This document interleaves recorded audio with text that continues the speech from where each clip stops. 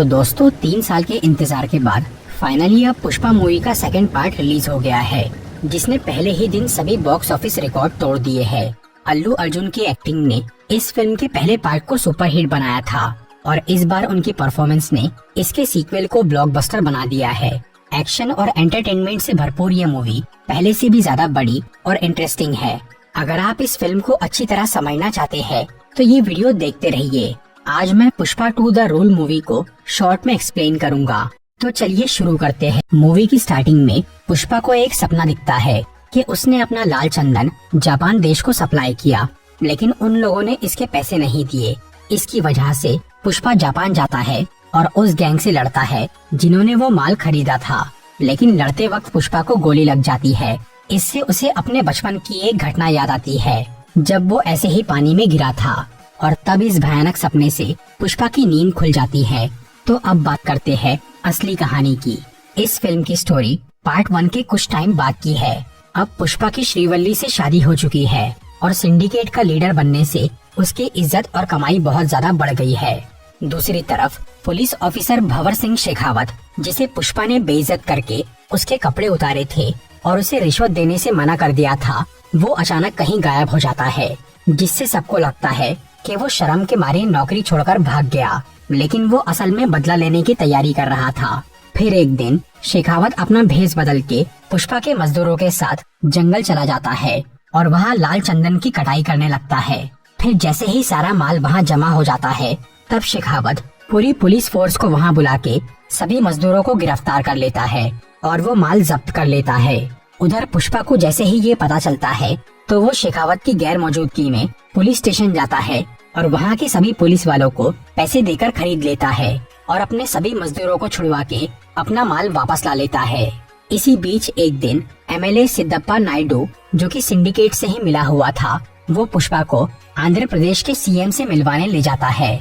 जाते वक्त श्रीवल्ली पुष्पा को सीएम के साथ एक फोटो खिंचवाने बोलती है, पर सीएम इसके लिए मना कर देता है क्योंकि एक स्मगलर के साथ फोटो निकालने से उसकी इज्जत में दाग लग सकता था। इस बात से पुष्पा को बहुत बुरा लगता है कि वो अपनी बीवी की इच्छा पूरी नहीं कर पाया। तब वो नायडू को पूछता है कि अगर वो सीएम होता तो क्या वो उसके साथ फोटो निकालता, जिसके लिए वो हाँ कहता है। इसीलिए पुष्पा ये फैसला करता है कि अब वो किसी भी तरह सिद्धप्पा नायडू को आंध्र प्रदेश का सीएम बनाकर रहेगा, ताकि वो श्रीवल्ली के लिए वो फोटो ला सके। लेकिन इस काम के लिए बहुत सारे पैसों की जरूरत थी।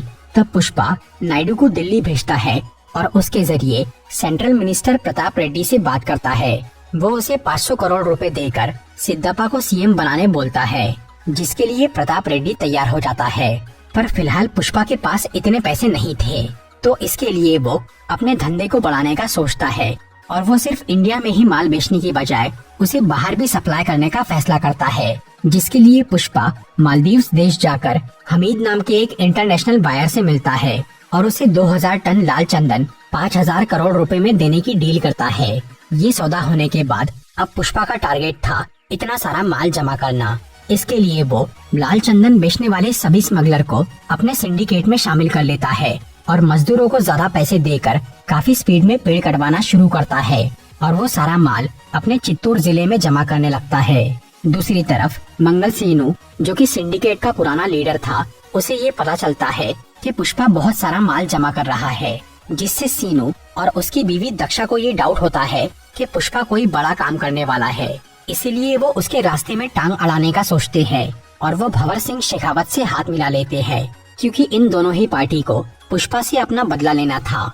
तब एक दिन दक्षा शेखावत से मिलके उसे बताती है कि उनका एक पुराना आदमी बिच्चा रेड्डी अब सिंडिकेट का मेंबर बन गया है और वो पुष्पा को माल सप्लाई कर रहा है।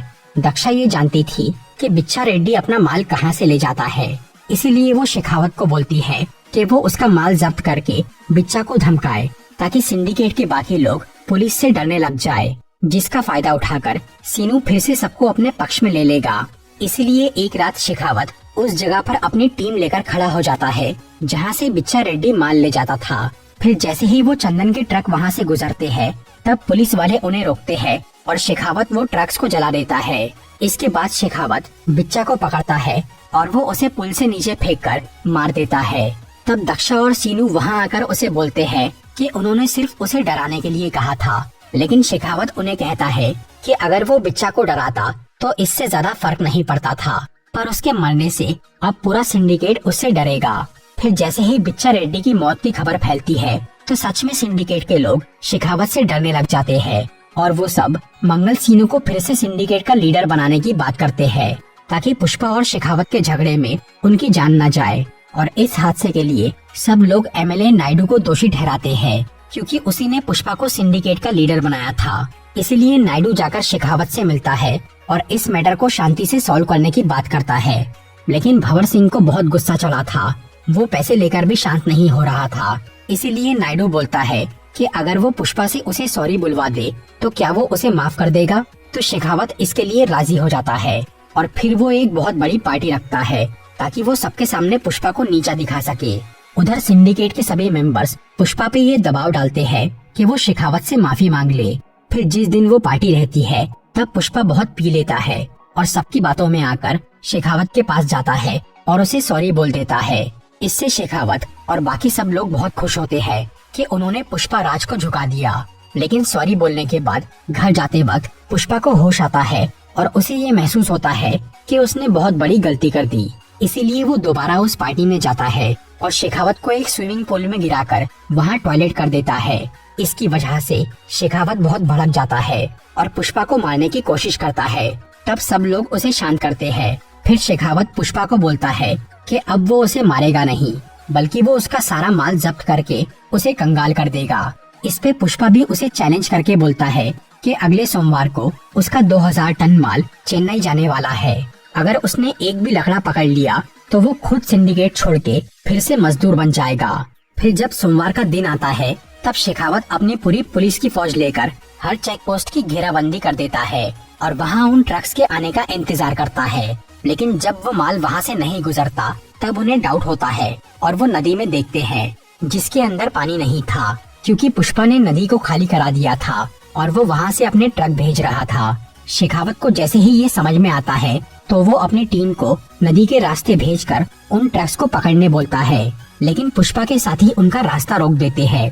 तब शेखावत खुद अकेला किसी तरह उन ट्रक्स के सामने पहुंच जाता है और वो उन पे हमला करके पूरा माल पकड़ लेता है। फिर वो सीनू और दक्षा को वहाँ बुलाकर सेलिब्रेट करता है और मीडिया को बताता है कि उसने पुष्पा का 2000 टन माल पकड़ लिया है।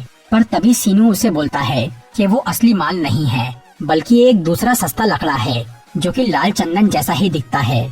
फिर पुलिस वालों को एक बैलगाड़ी मिलती है जो कि वो माल पकड़ते वक्त बीच में आई थी। शेखावत जब उसे चेक करता है तो उसे पता चलता है कि वो बैलगाड़ी लाल चंदन से बनी है। मतलब पुष्पा ने असली माल को बैलगाड़ियों का रूप देकर उसे चेन्नई भेजा था और वो ट्रक्स में नकली माल भर के पुलिस का ध्यान भटकाया था।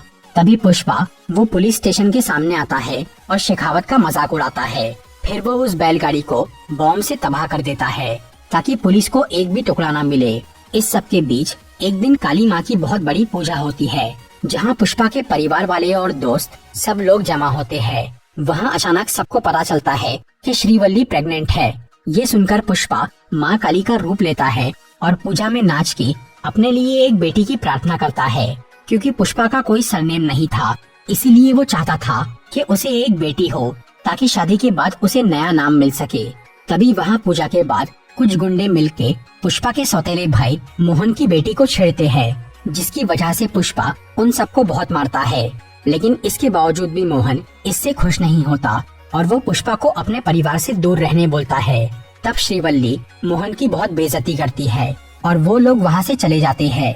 इस सब के बाद पुष्पा अपने माल को चेन्नई से आगे रामेश्वरम भेजता है जहाँ से वो चंदन श्रीलंका जाने वाला था और वहाँ से मालदीव्स का हमीद उसे दूसरे देशों में बेचने वाला था। वो 2000 टन माल कहाँ है ये बात सिर्फ जक्का रेड्डी ही जानता था। इसीलिए जब जक्का रामेश्वरम जाता है तब शेखावत अपना एक आदमी उसके पीछे भेज के ये पता लगा लेता है कि वो माल कहाँ है। फिर शेखावत बहुत सारे पुलिस वालों के साथ रामेश्वरम के समुद्री तट पर चला जाता है और वहाँ वो लोग बोट्स के अंदर माल ढूंढने लगते हैं जो कि उन्हें नहीं मिलता क्योंकि वो चंदन से बनी हुई बैलगाड़ियाँ नाव के अंदर नहीं बल्कि उसके नीचे पानी में रखी थी और रस्सी से बंधी थी। इसलिए जैसे ही वो पुलिस वाले बोट से बाहर आते हैं तब वो नाव वाले उस माल को लेकर श्रीलंका की तरफ बढ़ने लगते हैं जो कि वहाँ से पास में ही था। शेखावत उन बोट्स का पीछा करता है, लेकिन वो लोग बॉर्डर क्रॉस कर लेते हैं। उन फिशिंग बोट्स को बॉर्डर क्रॉस करना अलाउड था, लेकिन इंडियन पुलिस वाले वहाँ नहीं जा पाते। फिर वो सारा माल श्रीलंका पहुँच जाता है, जिसके कुछ दिनों बाद हमीद पुष्पा को 5,000 करोड़ रुपए दे देता है, जिसमें से 500 करोड़ वो सेंट्रल मिनिस्टर प्रताप रेड्डी को भेजता है, जो कि सिद्धप्पा नायडू को आंध्र प्रदेश का सीएम बना देता है। फिर नायडू सीएम बनने के बाद तुरंत पुष्पा के घर जाकर उससे मिलता है और उसके पूरे परिवार के साथ फोटो खिंचवाता है। दूसरी तरफ शेखावत अपनी हार से बहुत परेशान हो गया था और अब जल्द ही मीडिया को ये पता चलने वाला था कि पुलिस ने जो माल पकड़ा था वो सब नकली है। इस बदनामी से शेखावत काफी डर जाता है और वो इस राज के खुलने से पहले ही वो नकली माल को जलाने का फैसला करता है। लेकिन उसे ये लगता है कि अगर उसने ऐसे ही वो लकड़ियों को जला दिया तो लोग समझ जाएंगे कि ये काम खुद पुलिस ने किया है। इसलिए शेखावत वो नकली चंदन के गोडाउन में आग लगाता है और खुद भी उसके साथ जल के आत्महत्या कर लेता है, क्योंकि अब वो और ज्यादा बेइज्जती नहीं सह सकता था। इसीलिए वो पुष्पा से हार मान के मर जाता है। उधर पुष्पा के घर में सब सही चल रहा था, लेकिन फिर एक दिन अचानक उसके भाई मोहन की बेटी कावेरी को कुछ गुंडे किडनैप कर लेते हैं और वो मोहन से 2 करोड़ रुपए की मांग करते हैं। ये वही गुंडे थे जिन्होंने पूजा के दिन कावेरी को छेड़ा था और पुष्पा ने उन्हें मारा था। इसीलिए अब वो अपना बदला लेने के लिए कावेरी को किडनैप कर लेते हैं, क्योंकि उन्हें ये मालूम था कि मोहन पुष्पा का भाई है। इसीलिए उसकी बेटी को उठाने से पुष्पा उनके सामने जरूर आएगा। फिर मोहन की बीवी पुष्पा के घर जाकर उससे मदद मांगती है। तब पुष्पा पूरे शहर की नाकाबंदी कर देता है और वो अपने आदमियों को सभी जगह कावेरी को ढूंढने बोलता है। इसके साथ ही वो टीवी पर लाइव आकर उन गुंडों को धमकी देता है कि अगर उस लड़की को कुछ हुआ तो वो उन्हें छोड़ेगा नहीं। इसी दौरान प्रताप रेड्डी जाकर सीएम नायडू से मिलता है और उसे कहता है कि वो पुष्पा को ये सब रोकने बोले, क्योंकि उन गुंडों का लीडर उसका भतीजा बुग्गा रेड्डी है। ये सुनकर नायडू काफी डर जाता है, क्योंकि प्रताप रेड्डी बहुत खतरनाक आदमी था और उसके भतीजे को कुछ भी होने से सीएम और सिंडिकेट मुश्किल में पड़ सकते थे। इसीलिए नायडू पुष्पा को कॉल करके उसे बुग्गा का पीछा छोड़ने बोलता है, लेकिन पुष्पा ये बात नहीं मानता और वो बुग्गा के बताए हुए एड्रेस पर पैसे लेकर अकेला पहुंच जाता है। वहाँ उन सब गुंडों ने पुष्पा को मारने का प्लान बनाया था, इसीलिए वो पैसे लेकर भी पुष्पा के हाथ पैर बांध देते हैं और उसे पीटना चालू करते हैं। इसके अलावा वो कावेरी के साथ भी बुरा सलूक करते हैं। तब पुष्पा हाथ पैर बंधे होने के बावजूद भी उन सबको मारना शुरू करता है। फिर वो अपनी रस्सी काट के सभी गुंडों को खत्म कर देता है। आखिर में वो बुग्गा को मारने ही वाला था, पर तब केशव और बुग्गा का बाप वहाँ आकर पुष्पा को रोकने की कोशिश करता है, लेकिन फिर भी वो उसे मार डालता है। तब बुग्गा का बाप गुस्से में कावेरी को वहाँ से ले जाने लगता है। इसीलिए पुष्पा उसे भी मार देता है और कावेरी को बचा लेता है, जिसकी वजह से अब मोहन का दिल पिघल जाता है और वो पुष्पा को अपना भाई मान लेता है, क्योंकि उसने अपनी भतीजी के लिए इतनी बड़ी जंग लड़ ली थी।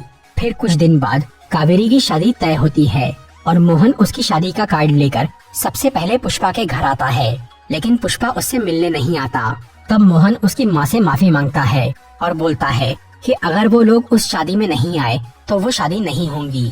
फिर मोहन वहाँ से चला जाता है और श्रीवल्ली वो शादी का कार्ड पुष्पा को दिखाती है, जहाँ परिवार के लोगों में पुष्पा के घर वालों का भी नाम शामिल था। ये देखकर पुष्पा का भी दिल पिघल जाता है और वो मोहन को माफ कर देता है। इसके बाद शादी का दिन आता है, जिसमें पुष्पा और उसके घर के सब लोग जाते हैं और पूरा परिवार एक हो जाता है। दूसरी तरफ प्रताप रेड्डी के घर में उसके भाई और भतीजे की शोक सभा चल रही थी, जहाँ सिंडिकेट के कई लोग और पुष्पा के सभी दुश्मन आए थे।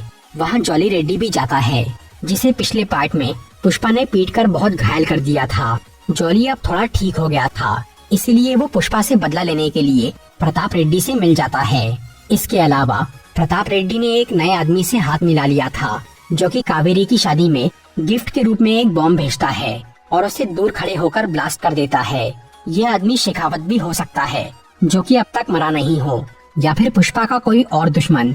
उस बॉम्ब ब्लास्ट में शायद पुष्पा के परिवार वाले मर जाएंगे और वो अकेला जिंदा बच जाएगा, क्योंकि अभी इस मूवी का तीसरा पार्ट आने वाला है, पुष्पा 3 द रैम्पेज, जिसमें पुष्पा अपने परिवार वालों की मौत का बदला लेगा। तो दोस्तों, ये था पुष्पा 2 मूवी का एक्सप्लेनेशन। अगर आपको ये वीडियो अच्छी लगी हो तो इसे लाइक और शेयर जरूर करिए।